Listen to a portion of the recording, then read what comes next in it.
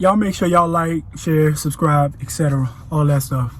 But I want y'all to watch this video real quick, right? Now, most people, they see a video like this, and in the back of their mind, they like, oh my God, you know, these people are racist and all this stuff. But I have a completely different thought process behind watching this video. Y'all watch it real quick. Now to this confrontation caught on camera. 3 convenience store employees seen in it are now without jobs. Yeah, but some say they should be criminally charged for assaulting a 65-year-old grandmother. Jason Miles is at the Austin County Courthouse where activists gathered earlier today, bringing attention to the video. Jason. Hey there, guys. Yeah, the folks who gathered here today are demanding the DA file charges immediately, asking what else do you need other than this video.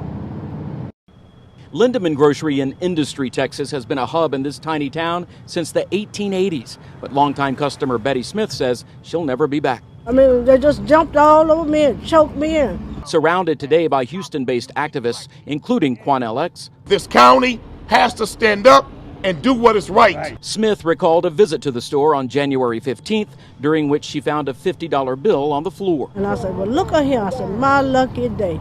But that quickly changed when she says a trio of store employees prevented her from leaving, locking the door before, as you can see in this footage, things turned physical, including after it appears Smith also made a motion toward an employee. She was spitting all in my face, and I said, spit, please, don't come out of my mouth. I was too scared to spit in her face.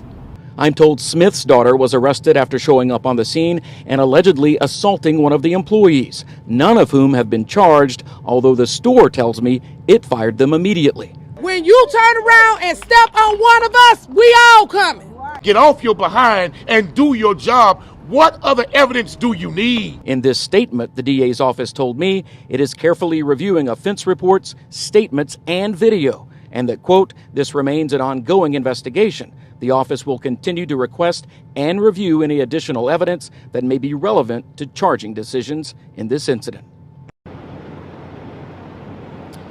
And Smith told me the grocery store offered to help her with bond money and to let her keep that $50 bill, but she declined. She says she's also considering civil action. Reporting live from the Austin County Courthouse in Belleville, Jason Miles, KHOU 11 News. Quite the ordeal to sort out, Jason. Now, most people will see a video like that and just think of how racist these people are, right? How they discriminate, all of that. I see a video like this and I just think about all of the empathy I have for black women. And let me explain to you why it's not what you think. It has nothing to do with the fact that black women need to be protected and all this stuff. When I see videos like this, I think to myself, you know what? I could almost 100%, 9 times out of 9, guarantee you that if she had a husband or somebody there with her, that wouldn't happen to her. And the reason why that is very pivotal for me to point out is because a lot of black women, y'all always telling black men about how much y'all don't need us, right? How much y'all are better off without us. But inevitably, all you doing really is getting rid of your protection. Ladies, I need y'all to know something. When we interact with people, we don't gotta face things the same way y'all interact with people. Because let me tell you something. Black women are very fiery. You know what I mean?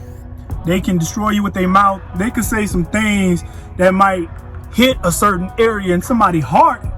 It might get them in their feelings and make them want to be combative. The problem with that is almost half the time, you're gonna be saying things to people who could cause harm to you. You see what I'm saying? But if you have somebody around you that can protect you and stuff, you won't have to worry about nothing like that. For example, when I go to beauty salons, hair stores, anything like that, when I deal with the Asian community, I never ever have a fear of anything happening to me at all, right? I go up in there, they so nice to me, they so respectful, and I'm pretty sure most black men have this same encounter when we dealing with people. We don't have to deal on a huge scale, people getting physical with us. People might say stuff, anything like that, but as far as touching us, people just don't do that. That don't happen unless, you know, it's police enforcement, you know, or maybe it's a group of people or somebody got a weapon or something and they feel emboldened. But if it's just 1v1 or it's just like we in a store or something like that, black men, we see a lot how you black women get treated. When you go to these beauty salons and stuff, these men flipping you over, these men putting you in chokeholds, these men punch you in the face, fighting you, all that, etc. We see a lot of that happening, okay? And most of the time, almost every time I've seen a video like that, when black women are getting hands put on them, most of the time they by themselves. Or most of the time they like single, they're a single mom or something like that. And then you know what? It's been a couple instances where black men have showed up to these people's establishment and checked the owners. But you have to understand, when you are alone, you are vulnerable. And they're teaching you to get rid of the same people that are here to protect you. You see what I'm saying? And of course, I have a huge amount of empathy for this woman in this video. But what I'm saying is, it's really hard for men to be empathetic with a group of women who's not only competing with them in the same field, but then on the other hand, telling them that you don't need them at the same time. You know what I mean? So you competing with us, and you telling us that you don't need us, but on the other hand, you telling us you need protection. On the other hand, you telling us that you need provision and all of this stuff.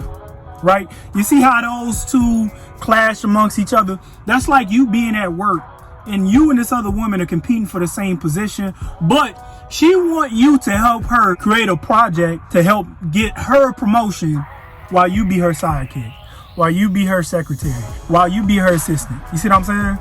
I can't even tell you what I would have done to these three people if that was my mom. And of course, obviously, the cop being super racist, the sheriff. We know how those sheriffs are in those small towns in Texas, okay? Been all through Texas. We know how those little hick towns be, and the population is like 10 people, and all of them white, and it's one black person that live in that town, okay? Basically, what I'm getting at is, women, I want y'all to ask yourself this question before I let this video go. How are y'all gonna receive protection, right, when y'all pushing away the same men you asking to protect you? You see what I'm saying? How you gonna do that? Those cannot correlate. And I just feel so bad for this lady. I hope that she sue them. Not only that, I hope those people get charges put up on them and everything, get the bag. It shouldn't have to take things like this to happen for black people to reach some type of unity.